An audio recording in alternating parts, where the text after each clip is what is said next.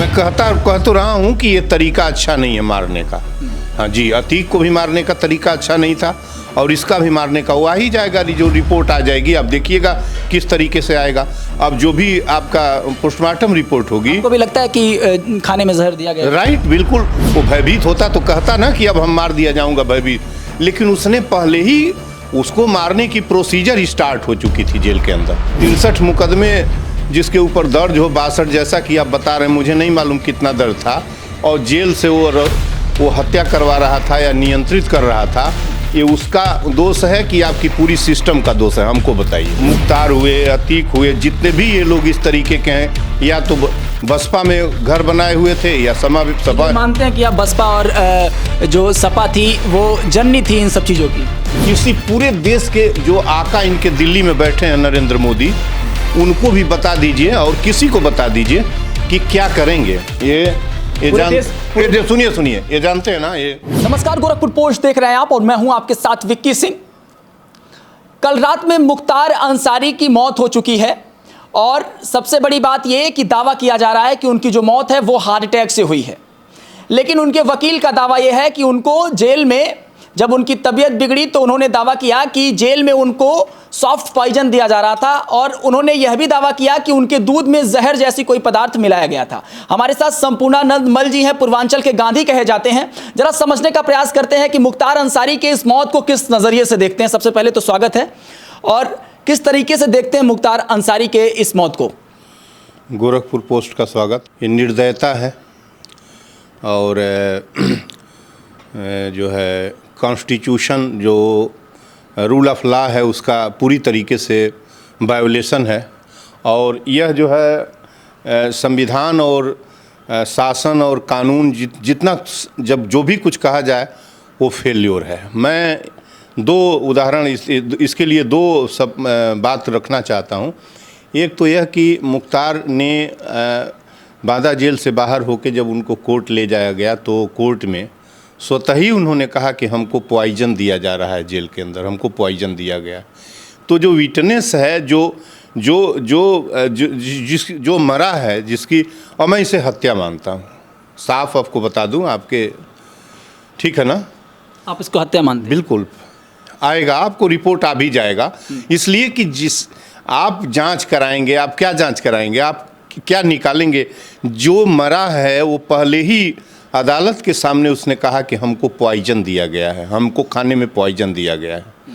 और फिर उसके वकील ने भी जो अदालत में और रखा है वो बताया है कि नहीं, ये हार्ट अटैक का मामला नहीं है।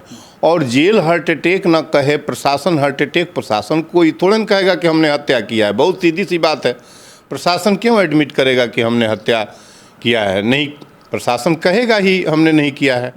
आप देखिए कि किस तरीके से एक फिल्मी अंदाज में गुजरात से अतीक को लाया गया, पूरे मार्ग किस तरीके से होता रहा, हत्या की कहानी पहले ही किस तरह से बैकग्राउंड तैयार, जी, उस चीज़ को अंत तक, हत्या के बाद भी काफ़ी दिनों तक किस तरीके से डाइवर्ट करने की कोशिश की गई और परत दर परत लेकर आप गांधी प्रतिभा पे धरना भी दिए। राइट, मैंने उसको लेकर नहीं किया, शाइस्ता परवीन के भी राइट। मैंने जब 5 दिन बीत गया, 16 को हत्या हुई थी, 16 अप्रैल को, और 5 दिन तक जो है शाइस्ता के पीछे पुलिस पड़ी थी, और ये जो अमिताभ यश जो आपके STF के मुखिया थे, ये पड़े थे जैसे कोई चिड़िया और शिकार खोज रहे हों। एक महिला थी, समझ गए ना? मुख्तार के पूरे परिवार के ऊपर कहीं ना कहीं केस दर्ज है। देखिए, आप एक बात समझिए कि 17 साल के बच्चे पर केस दर्ज है तो दो चीज़ आपको देखनी पड़ेगी। एक तो कानून का बेसिक स्ट्रक्चर भी तलाशना चाहिए, और दूसरे यदि महिला पर इस बात के लिए दर्ज हो जाए कि उसका पति हत्यारा था या उसका पति गैंगस्टर था, अपराधी था, ठीक है ना, और इसलिए शाइस्ता भी होगी, डाइवर्ट हो रहा है सवाल थोड़ा सा, तो इसका उत्तर न मेरे पास है न संविधान के पन्ने में कहीं खोज पाएंगे। इस तरीके से कानून, इस तरीके से नियम काम नहीं करता है। नियम साक्ष्य के आधार पर चलता है, और आप महिला को इस तरीके से खोज रहे थे पूरे जैसे देश की सबसे बड़ी वही अपराधी हो। तब हमने गांधी प्रतिमा पर उसका विरोध किया था कि नहीं, ये अच्छा नहीं है हिंदुस्तान के लिए, और नारी की उसका भी सम्मान है। एक 65 मुकदमे जो है मुख्तार अंसारी के ऊपर दर्ज किए गए, और हमको ये लगता है कि उसके राजनीतिक जीवन में 19 साल उसने जेल काटा जी। लेकिन रसूख इतना था कि जेल से रहकर भी तमाम बार जो है चुनाव जीता।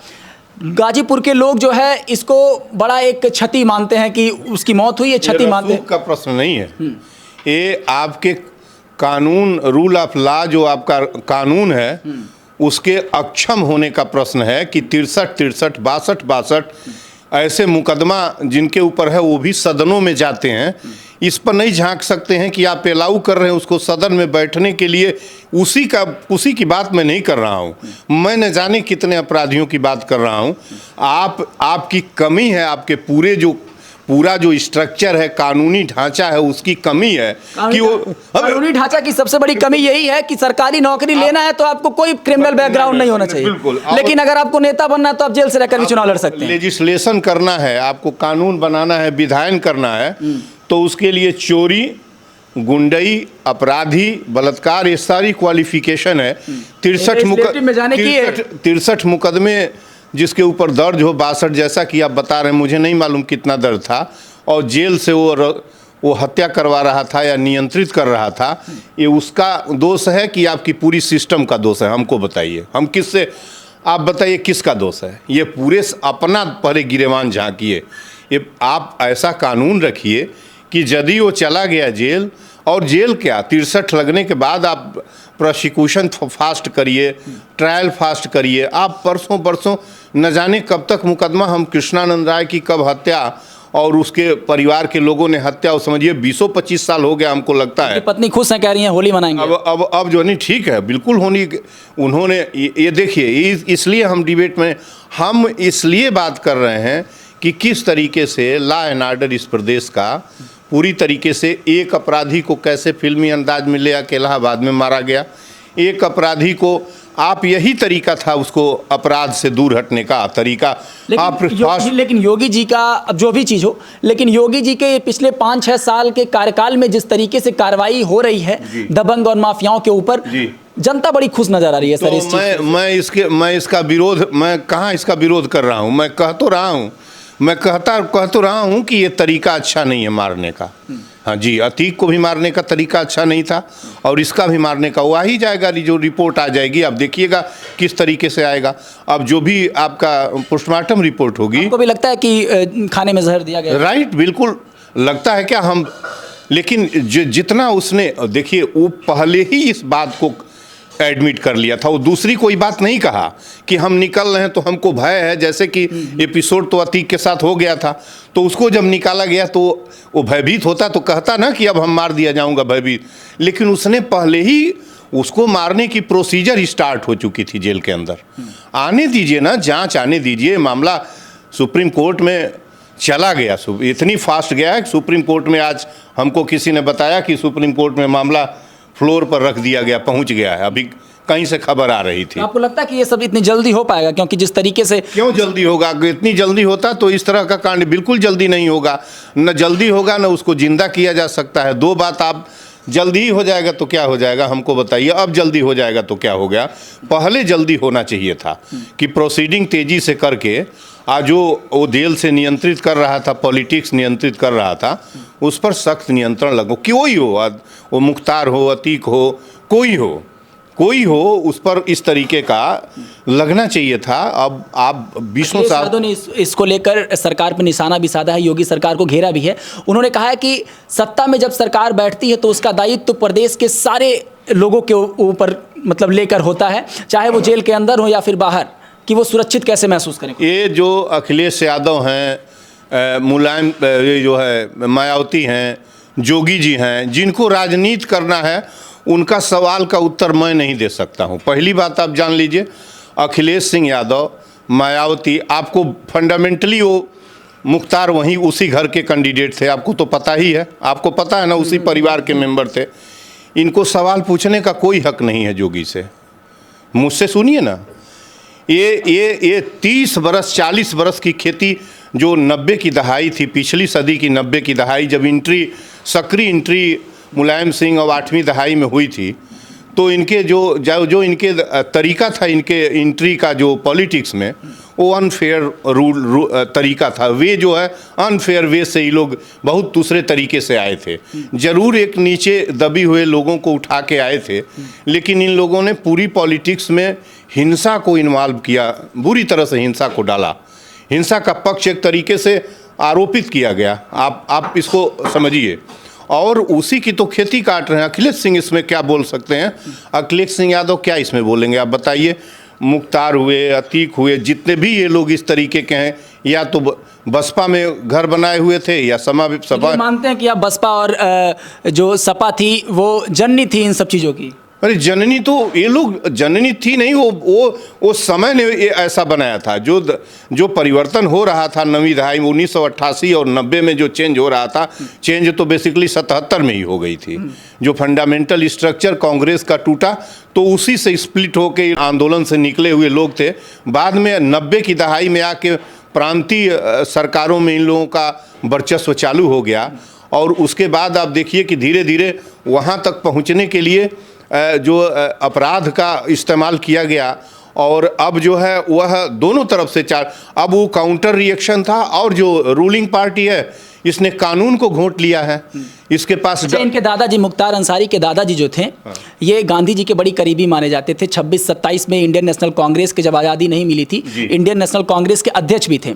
इनके नाना जी 47 के लड़ाई में जो है वो अहम भूमिका निभाए थे, शहीद भी हुए थे। तो जो राजनीतिक जो इनका खानदानी बैकग्राउंड है वो बड़ा अच्छा है, बड़ा साफ सुथरा है। इनके पिताजी जो है वो चुनाव लड़े थे नगर पालिका से और निर्विरोध चुने गए थे, तो बड़ा अच्छा है। लेकिन एक तरीके से जब मुख्तार अंसारी का ज़िंदगी शुरू हुआ, तो ये जुर्म की दुनिया में जिस तरीके से अपने आप को लाएं, और उसके बाद लगातार लगभग अपने जीवन में 19 साल जेल में ही काटे। इससे क्या मतलब हुआ कि इसका मतलब ये, उनके दादा, इसका मतलब ये हुआ कि उनके जो खानदान था उनका साफ सुथरा छवि था, लेकिन उस छवि को बरकरार नहीं रख पाए। और आज जो है मुख्तार अंसारी को इस तरीके से लोग, जब वो अब इस दुनिया में नहीं है, तो लोग बड़े खुश हैं कि चलिए अब नहीं, अब तो खुश होने और मायूस होने का कोई सवाल नहीं है। आपका सवाल जो है उसका उत्तर मैं दे रहा हूँ, और मैं ये बता रहा हूँ, और इस कोई सवाल नहीं है कि उनके पिताजी फ्रीडम स्ट्रगल में थे और गांधी जी के बहुत कलीग थे, और ये मुख्तार नहीं न थे। बात मुख्तार के ऊपर जो आरोप थे वो तो आरोप थे, और वो उस पर ट्रायल चल भी रहा था कोर्ट में, तो है ना। तो वो कोई मतलब नहीं है कि उनके पिताजी क्या थे और मुख्तार क्या थे, कोई संदर्भ। कई बार कहा जाता है कि खानदानी चीजों का असर पड़ता है, बहुत सारी चीज़ों पर पड़ता है। इनके ऊपर नहीं था। इनकी दुनिया बदल गई थी, रास्ता इन्होंने अपना बदल लिया था। और कोई ज़रूरी थोड़े नहीं कि गांधी के उसमें हो, तो मैं तो गांधी की खानदान में पैदा नहीं हूँ, ठीक ना। लेकिन गांधी जी की विचारधारा से अलग चल भी नहीं सकता जी। वो सत्य और हिंसा के अतिरिक्त हमारी दुनिया कहीं बैठ भी नहीं पाएगी, आपको बता दें। और गांधी का ब्लड है हिंदुस्तान, भगत सिंह, सुखदेव, राजगुरु, अशफाक उल्ला खां, गांधी, अंबेडकर, जो है वो ये जो आपका APJ अब्दुल कलाम, इनकी नस्लों के हम लोग संतानें हैं। हम ये काम तो करें, ऐसा जो मुख्तार करता था वो तो करने का, जब तक रोशनी आँख में है और दम है भुजाओं में नहीं कर सकते। जो काम मुख्तार ने किया था, अतीत ही मुख्तार का हिंसा से भरा हुआ, क्राइम से भरा हुआ है, समझ रहे हैं ना। लेकिन अब जो बात है, केवल सवाल आप यदि करने आए हैं, तो मैं खुल के बताना चाहता हूं कि मुख्तार की हत्या जेल के अंदर जहर देके, उसको धीरे धीरे जहर देके, पॉइजनस देके म्यूट, उसकी जो बल है उसका, मुख्तार का कहीं ना कहीं म्यूट किया जा चुका था वहाँ से।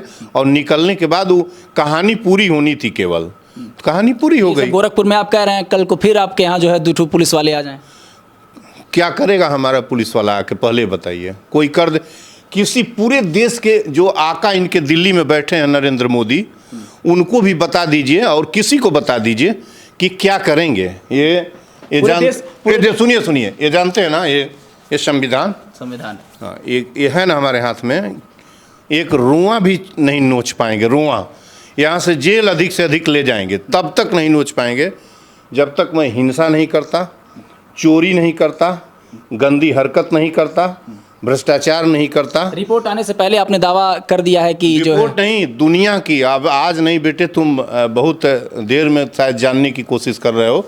59 साल की उम्र हो गई है, और यदि ये तो हवाओं में यदि ताकत हो, सूर्य की रोशनी भी यदि कोई मशीन हो, और ये पूरी मशीनरी पता करा ले कि यदि इसने किसी को हत्या के नाम पर सुई भी चुभोई हो, चोरी के नाम पर किसी का पिन भी हाथ लगाया हो, गंदी नीयत के नाम पर कहीं देखा भी हो, तो मैं पूरा जीवन, पूरा वतन त्यागने को तैयार हूँ। ये सब बात कहना मत। ये बात मैं इसलिए, ये बात इसलिए बहुत सारे लोग कहते हैं पुलिस आ जाएगी, क्या करेगी हमारा पुलिस? ये बात मैं इसलिए कह रहा हूँ, ये बात इसलिए कह रहा हूँ क्योंकि धारा 144 कई जगहों पर लागू हो गया है। एडवाइजरी जारी कर दी गई है कि अगर कोई भड़काऊ अगर भाषण दिया, भड़काऊ भाषण है नहीं, मेरे कहने मतलब रिपोर्ट आने से पहले अगर दावा किया इस तरीके के दावा मैं कर रहा हूँ, उनको ले जाके दे रहा हूँ। मैं जो प्रिडिक्शन है, और मैं वही कह रहा हूँ जो अतीक कह के मरा हुआ है कि हमको पॉइजन दिया जा रहा था। मैं तो अलग से नहीं कह रहा हूँ। और अरे वो शारी मुख्तार और अतीक के बारे में भी मैंने एक उससे ज़्यादा जघन्य हत्या की रिपोर्ट आई, और सुप्रीम कोर्ट में फटकार मिली सरकार को। मैं देखिए, कुछ आप ये सब मत, आप लोग जब मीडिया कोई आता है तो पुलिस हमारा क्या करेगी? पुलिस आती है, बैठ के अपना काम करके जाती है, उनको आशंका होता है। हम लखनऊ जा रहे थे, हमको वहाँ से अरेस्ट करके पुलिस बाराबंकी से ले आई 27 दिसंबर को। पुलिस अपना काम करती है। मैं अब जब तक लॉ एंड ऑर्डर उनका नहीं बिगाड़ता हूँ, जब तक तोड़ता नहीं हूँ। धारा 144 से ही है ना कि कहीं इकट्ठा हो के आप 5 से मोर देन 5 पर्सन्स एक जगह इकट्ठा हो के कोई भड़का हुआ, हम अपने घर में बैठ के बात भी नहीं करेंगे। किसकी हिमाकत है जो क्या करेगा?